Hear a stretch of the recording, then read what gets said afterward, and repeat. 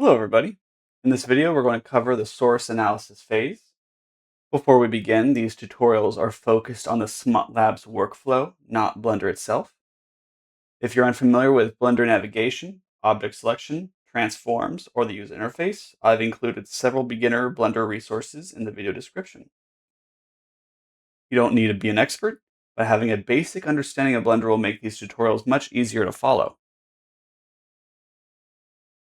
The purpose of the source analysis phase is to identify problems before we begin modifying the rig. Catching issues early is much easier than discovering them during export.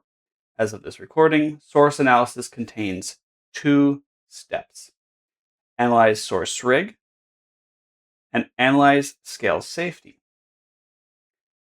Let's begin by selecting any part of the character rig and pressing Run Step on Analysis Source Rig. Once the analysis step is completed, mark the step as complete and press Expand Next Step.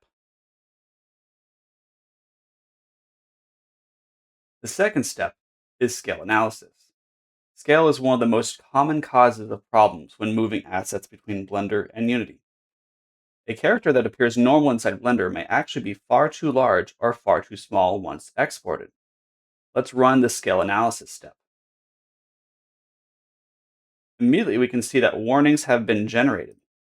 The first warning indicates that the scene's unit system is not set to metric. To correct this, open the Scene Properties tab, expand the Unit System section, and click on Metric. Once that's done, run the scale analysis again. The first warning is now gone, but we still have a second warning indicating that the character's estimated height is approximately 8 meters. This is clearly incorrect, so I'll need to verify the character's actual scale. A simple way to do this is by creating a reference object with a known size. I'll create a 2-meter cube and use it as a rough height estimate.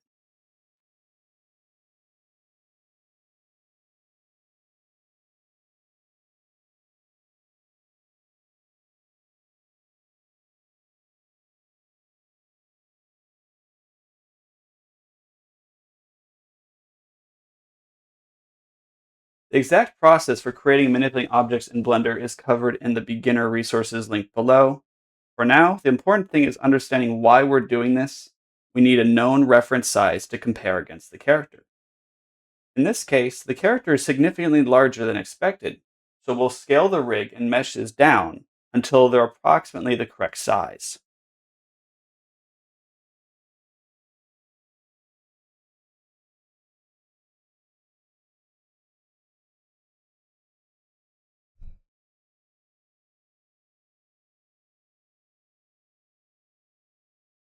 The exact value will vary from model to model. In this example, a scale multiplier of zero point 0.2 produces a reasonable result.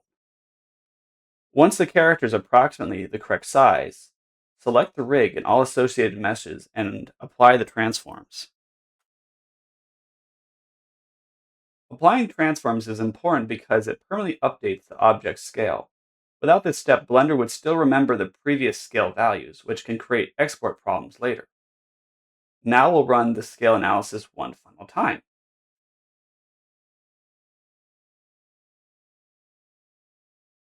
Warnings have disappeared and the scale validation has passed successfully.